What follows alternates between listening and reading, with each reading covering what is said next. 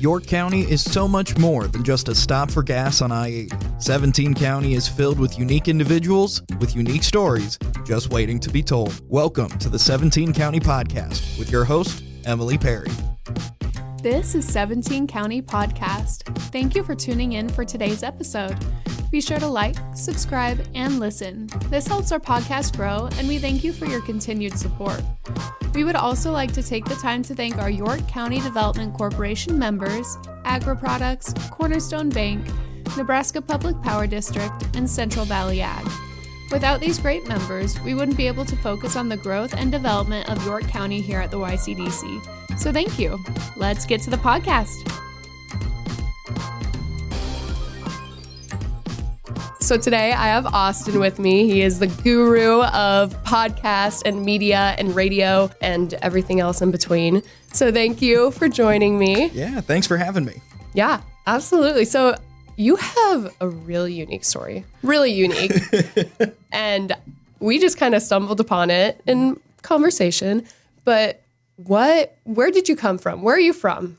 So originally grew up in Holdridge, Nebraska, graduated as a duster in 2013. That's where my now wife and I started dating. We were high school sweethearts, found love over the Dairy Queen Blizzard machine. We both worked there. And so, all that sort of stuff.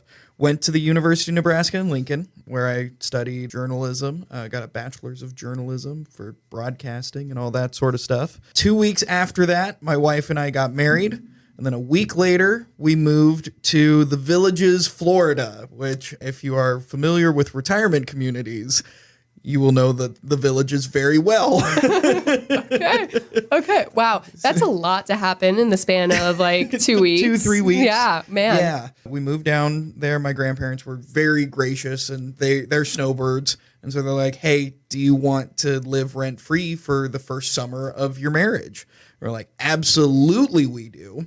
And we also kind of had the mindset of, if we never leave Nebraska, then we're never going to leave Nebraska. Mm-hmm. Like it's really great to be like, yeah, once we save up some money, then we'll go out wherever we want to go. Where in reality, it was like, if we don't leave now, we're not gonna go. We're gonna be in Nebraska forever. Right. And I love Nebraska, but It's the kind of place that we want to come back to, not necessarily just stay forever. Fair enough. And plus, on top of it, we knew we were going to be broke. My wife is a teacher and I work in radio. I know radio sounds glamorous, but it's not necessarily the highest paying gig around. Right. It's no TV spot. Oh, man. I've heard TV might not be the most. I'm sure.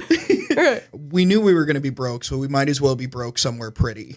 And being 45 minutes to an hour from the beach was exactly the kind of vibe that my wife wanted. So we actually looked at Connecticut or Orlando. And then my grandparents, being so gracious, had this given to us. And we're like, sweet, we're going to go. Spent the summer in the Villages as the youngest people on our block by a fair margin. We were 22 and 21.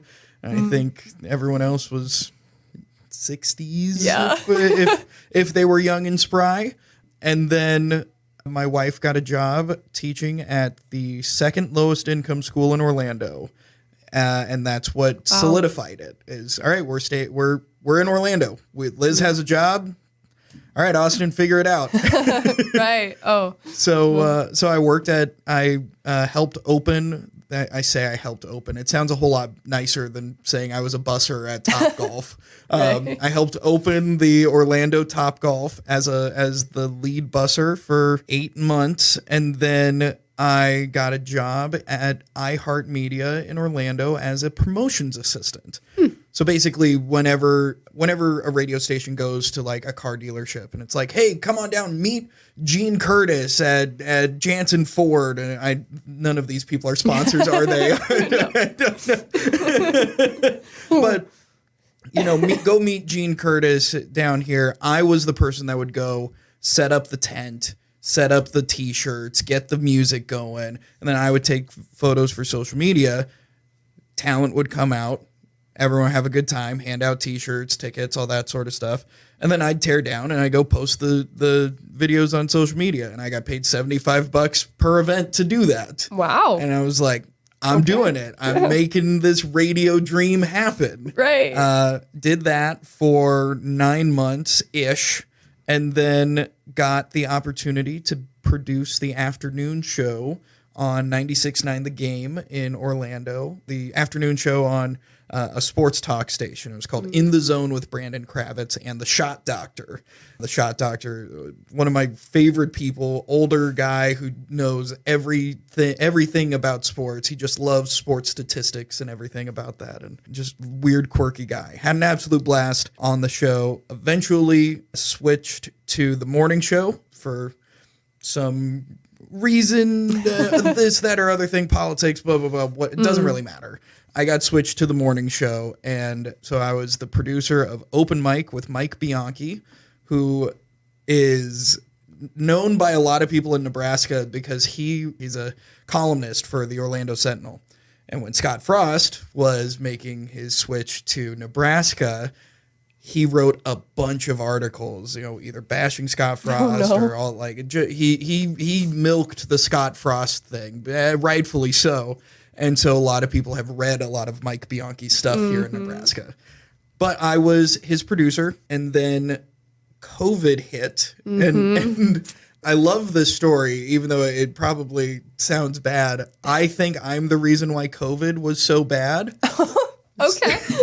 Well. So if you remember when the week the NBA shut down was kind of the week that everything kicked off. The whole, I think it was Rudy Gobert, one of these NBA players touched all the microphones and was making small potatoes out of COVID. And I was sitting at my desk, and Mike walks up to me and goes, "Hey, Austin, do you think this whole COVID thing is what do you think about it?" And I was like, "We've been through Ebola. We've been through swine flu.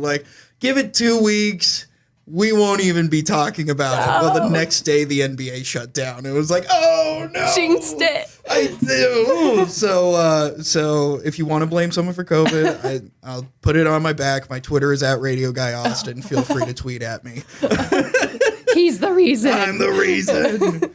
But then during the pandemic, the show got cut down to just Mike and I, and we didn't have sports to talk about. So it became Mike, the old guy, trying to teach the young guy about sports, and the young guy trying to teach Mike how to use Twitter. It was just kind of, we turned it into a real back and forth. And I'm a pretty, if you've ever listened to my talk shows that I've done, I'm kind of a pretty aggressive, combative kind of voice. And so there were many times where Mike and I just started arguing because he was old and I was young. And so we just turned it into a thing.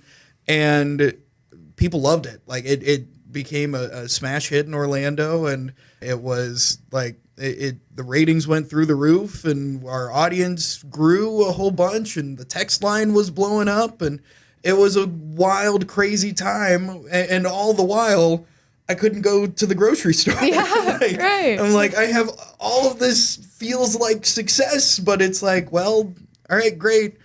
Go for a walk. Yeah. that's all we can do. Yeah, it was a wild time. And then once things started to open back up, and my wife and I, we had been in Florida for about 4 years. My wife and I always said that when we wanted to start having kids, we did not want to have kids away from family. And so we were all right, it feels like time. I wasn't as much success as I was having as a radio guy in Orlando. I was still part-time. Oh, wow. Yeah. And, so I was delivering pizzas at the same time. So I wasn't really going anywhere. They were very content having me produce the morning show, and that was it. And my wife was teaching at Orange County Public Schools, and it's one of the largest districts in the nation, and it means that teachers kind of get the short end of the stick all the time. And so it just so happened that a spot opened up at the school that Liz student taught at. Just so happened that my dad had a friend who worked for Platte River Radio and was like, "Hey, Austin can come sell for me. I don't really have a broadcasting spot for him, but we'll figure it out." And so we made the move to Lincoln. And that was not last June, but the previous one. So we've been here about 2 years now. So what a journey. Wild ride. What a journey. Oh my goodness. Radio personality in Florida. Yeah. That had to be a wild time. It really was. It was really crazy because the thing about sports talk shows is that they can get kind of wild and crazy. Like at the end of the day, you're saying the news of like, this is what happened in sports.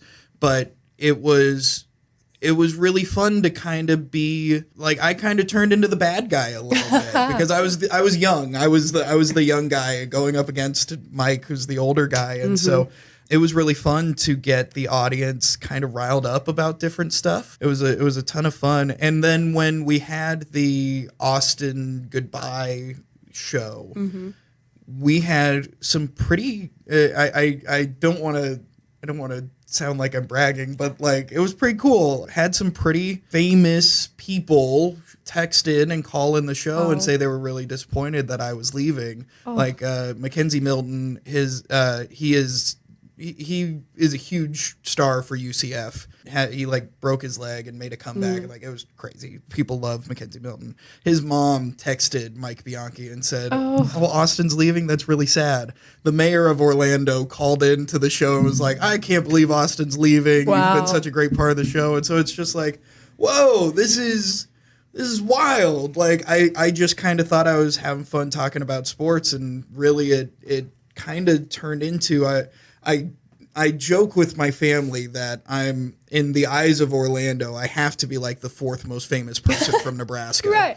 Because who else who else from Nebraska? And immediately they're like, Larry the Cable Guy. I'm like, that's number course. one. Larry the course. Cable Guy also used to work at the radio station I worked at. No way. Yes, What? 100%. He was, that's where he kind of got the Larry the Cable Guy thing going.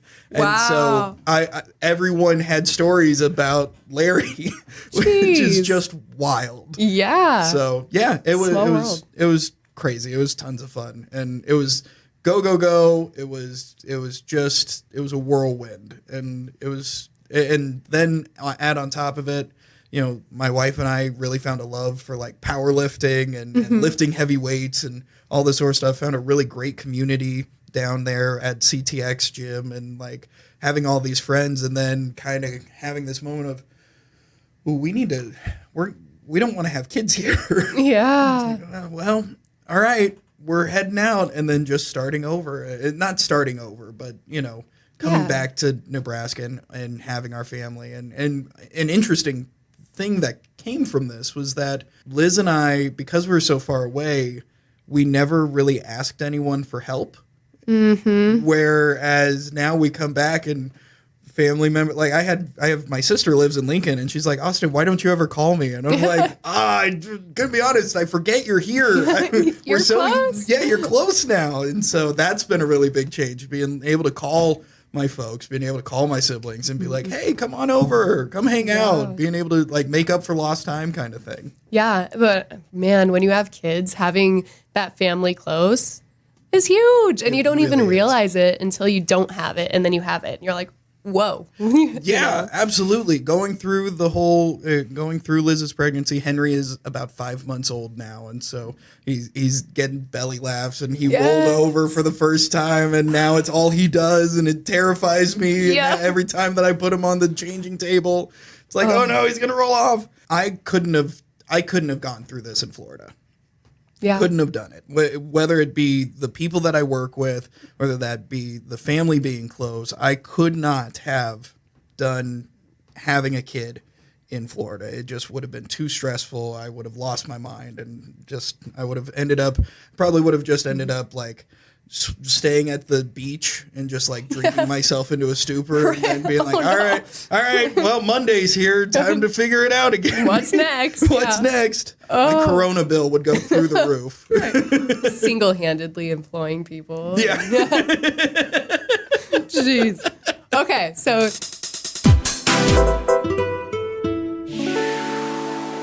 at Cornerstone Bank, we are committed to providing you the best in banking products and service. With 46 locations throughout Nebraska, we are dedicated to serve you. Cornerstone Bank, member FDIC, equal housing lender.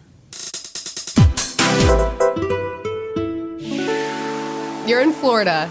You're loving it. Mm-hmm. You decide to have a family and come back to Nebraska. Obviously, you want to be closer to your family, but what else were some of those, enticing things to kind of, why did you come back? If your family wasn't here, would you still come back? It's a very fair question. And my answer is probably. And so I don't think that, because my family is in Holdridge and my family's in Wilcox. Like they all still live pretty, 2 hours, 2.5 hours away from Lincoln.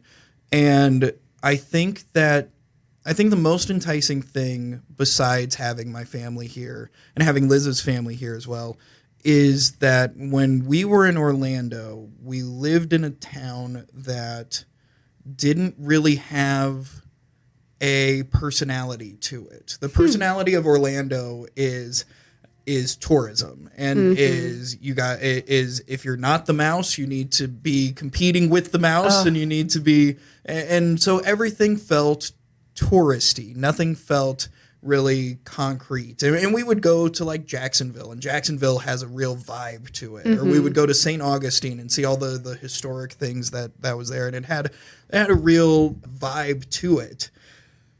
Orlando did not have that. Weird. It really is this miasma of just like people. It's a real it's a server's paradise kind of thing. Like everyone is serving these tourists coming down, and so no one has their own real identity. Wow. And Lincoln has an identity. Oh, yeah. You can feel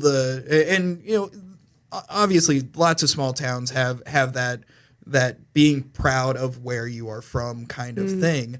And Lincoln is no different. And so when we moved to Lincoln, we absolutely fell into the rhythm of Lincoln, and we felt at home. We felt like, okay, this is where we're supposed to be. Like we got into a routine really quickly with like the farmers markets on Saturdays, and we know that these are our local spots and the coffee shops that we love and all this sort of stuff. And it just kind of felt like Lincoln has this pride of being in Lincoln, that we're Husker fans, and we are we're this, and so having that really solidified that feeling of we made the right choice coming back. Yeah, absolutely. And I mean, I would argue that York is pretty similar. I mean, York County in general, obviously, but York proper, since that's where we are, the community kind of rallies around the school, and they are very supportive of helping each other grow and flourish. And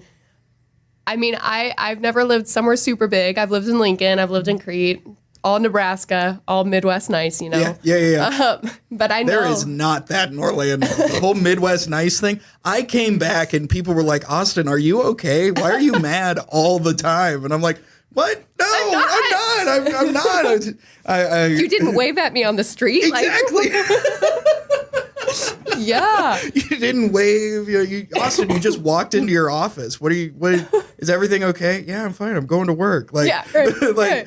I forgot some of that Midwest nice. When in the opposite in Orlando, everyone's like, what's wrong with him? He says hi like every morning. And I'm just not ready for that. He's too happy. He's too happy all the time. You're right. So, sorry, I cut you off. No, you're fine. You're fine. I was just saying, like, York is very unique in that sense too. And I mean, people take it as you will, but people would argue that it's even more so than Lincoln, because Lincoln is kind of big, but York, you're big enough that you don't know everybody's personal story and grandma and grandpa and everything, but you still know each other enough to look out for, one another's kids. Yeah. They're allowed to ride their bike without being scared. Yeah. And that kind of stuff. When it's been really interesting, because here at the radio station, working for Max Country and KOOL Radio, we have done, Parker Siza and I have done a senior salutes project where we have gone to a bunch of surrounding high schools. We did York, we did Seward, McCool Junction, all like a whole bunch of different high schools.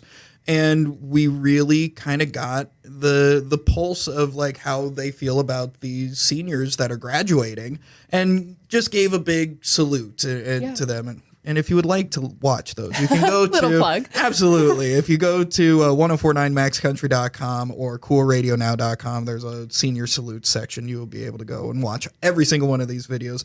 Highly recommend you do. Parker did a fantastic job with them. I helped a little bit, but Parker did most of the work on them. So, but it's really interesting seeing the pride that York has for their high school and for their seniors graduating. They really want them to go off and do great things, and they hope they come back. But if they don't, they're happy for them. Like it really is. York is that way. Seward is that way. McCool Junction is that way. And so seeing all of these schools really rally behind their seniors has been really, really nice to see that it still is that way. Because, I helped coach wrestling when I was in Orlando, and it's not that people didn't want their kids to succeed. That's never the case. But having the community buy-in is so vastly different than how it was in Orlando.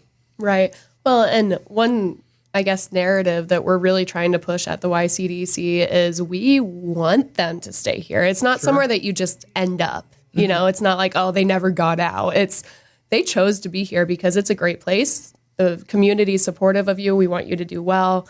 And please stay. Please come back. Whatever the case may be, choose us. That sounds very like Hallmark movie-ish, but choose us, we want you here. And there's something to that. And I think that, and we can, I tend to get philosophical on some things. And one of the things that I am going to get philosophical on is I think that York County should really push for people to go out and go elsewhere and have these seniors go and experience the world, because that means that the saying is you can always go back home. Yeah. And that I stand by that as someone who went and did it, because my whole world changed when I left, and coming back, I now have a whole new perspective on not just like how I view maybe politics or other things, but like really how I view interactions with people. And like it really has created this sense of thankfulness of the people that are here that I don't think I would have gotten if I didn't leave it. And so I will tell every high schooler that will hear it is go explore, but be ready to come back, because and if you never come back, you never come back. Like you found your spot. Right. But know that worldly experience that you're getting is helpful coming back. It creates something new, and it's what keeps it like keeps the town from being just the same old. Because having just the things that stay here and stay in a bubble, that's not going to help the city grow. That's not going to help the people in the community grow. It's just going to stay stagnant. And so having people go out and come back, I think is uber helpful to growing the community in that way. Well, and I mean, you don't even have to graduate from here. If you lived in Florida all your life and you want to come here, welcome. Absolutely. Come say hi. Absolutely. Yeah. So, and I mean, hopefully York County, to other people that might not have grown up here or did choose to leave for X amount of years and come back, is welcoming. Yes. We want people to come in and get that friendly hello from Chase at Wendy's, and go to the store and see, so-and-so from down the road, and they're going to say hi. They're not going to ignore you. They're very kind. I mean, we always have those few, don't get me wrong. Of course. But generally we want it to be a very welcoming community. And I feel like we've achieved that to the most part. There's always room for growth. Always. But yeah, I hope that after visiting York, or if you choose to come here, you can see yourself making a home here and raising your family, and whatever the case may be. Yeah, 100%. Yeah. Okay. So off track, back on. You moved to Lincoln, and then you start working here. How did you kind of get that? Yeah. So when we first moved back to Lincoln, I was working for Platte River Radio in the Tri-Cities, which is now owned by Flood Communications. Platte River Radio, Jesse Johnson is the GM there, and my dad is the wrestling coach in Wilcox. Her kids go to Wilcox Hildreth, and Mason is a wrestler. And so my dad had been bugging me for months. Hey, you got to talk to Jesse. You got to talk to Jesse. And it was the best decision I ever made. Jesse was a phenomenal boss, and she knew that I didn't want to do sales, but the only spot that they had was to do sales. And I'm like, well, if it keeps my foot in the door, I'll go for it. So then worked there for 6 months. Then Flood came in and they kind of made me an offer of either move to Kearney or we have a spot for you in Beatrice doing the same thing you're doing. And so my wife and I, we were not prepared to move to Kearney. Just not, absolutely not what we wanted. We had been here for 6 months. We really like the vibe of Lincoln. Like we're just finding our place, our foothold. We're trying to have a kid. Like moving to Kearney just wasn't in the books. So worked at KWBE, and actually our competitor, Old Red 99.5, was a salesperson for them, and had a fine time. I just really don't like sales. At the end of the day, I am not a salesperson. I can do it. I'm very convincing. I'm very very charismatic. But when it comes to doing sales, you have to be like really on top of your own time, and that's something that I just am not. Okay. And so I need more of a structure that is kind of put in place by someone else. And so, that's where I like the production stuff that I do, because there's a deadline. At some point, this commercial has to play. Right. Whereas, there are sales deadlines, but like not everyone buys, and so wasn't for me. Not my vibe. Yeah, fair enough. I was working with Lifty's TV and appliances, and I needed to get a recording from Max Country for one of their ads because I was their salesperson for Old Red. And so I came in to get the file, because there was something going on where people didn't know where the file was. It doesn't really matter. Oh. So I just walked in and I was like, "Hey, I'm Austin. I'm the guy that I've been emailing you with." Blah blah blah blah blah. And Anthony, who has his office literally in the front entryway, it was like, "Hey, so who are you? What's your deal?" And I don't know if I just radiated production guy or what, because I didn't come in and be like, "Oh, I'm so mad that I'm doing sales." I walked in and was like, "Hey, do you have this file?" Blah, blah, blah.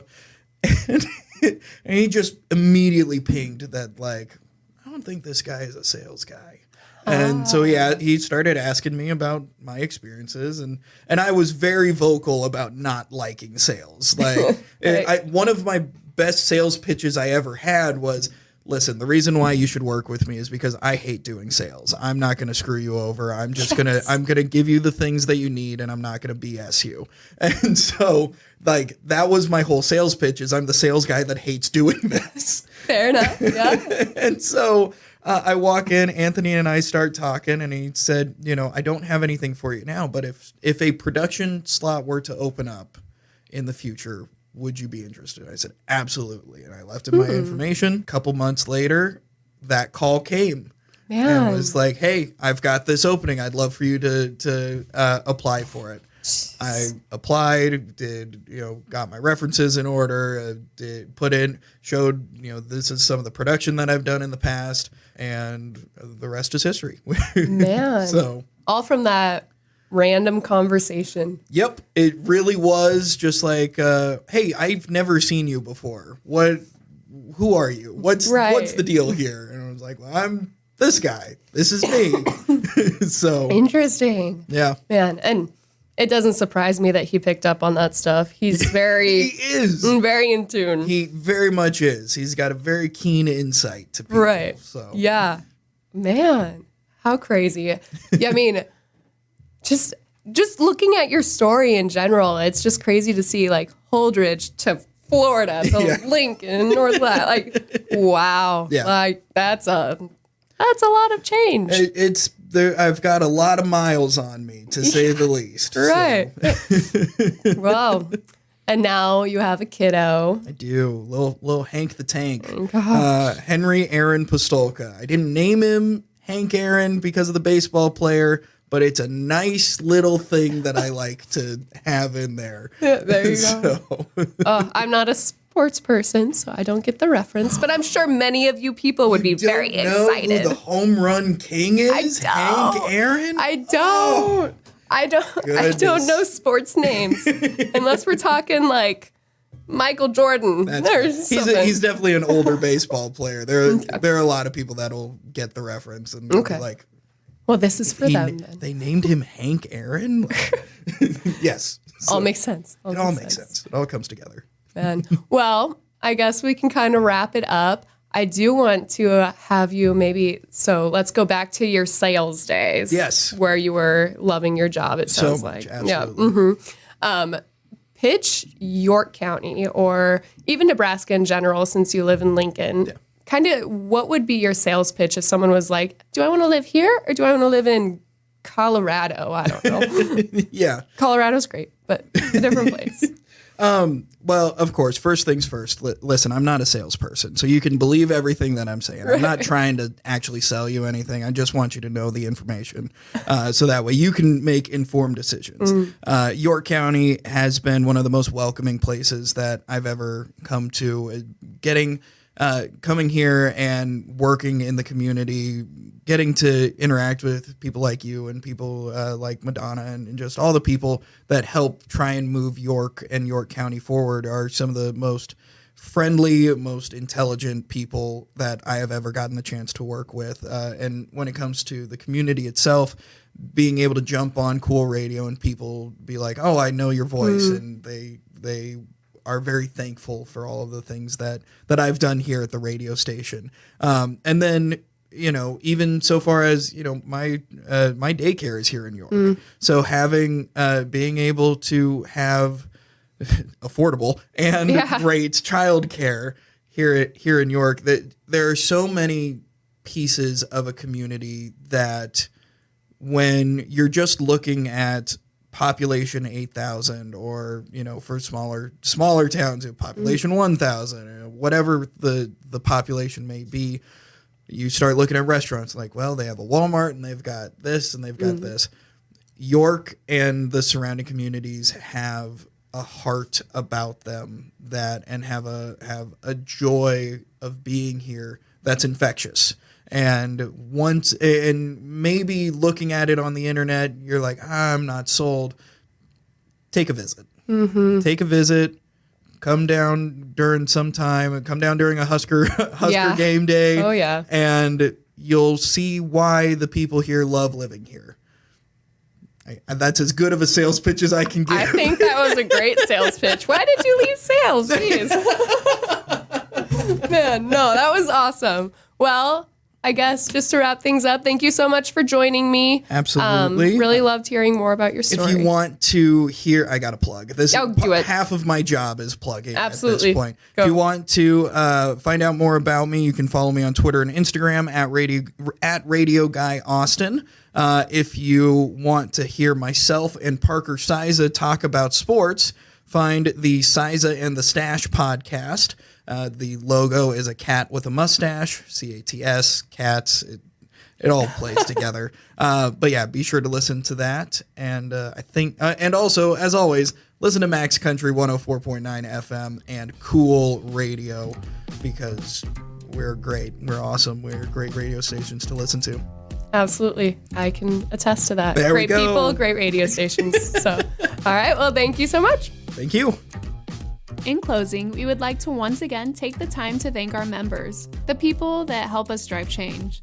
We would like to thank York State Bank, Henderson State Bank, York General, Meade Lumber Company Incorporated, and York News Times. And thank you, our listeners, for tuning in. Catch you next time.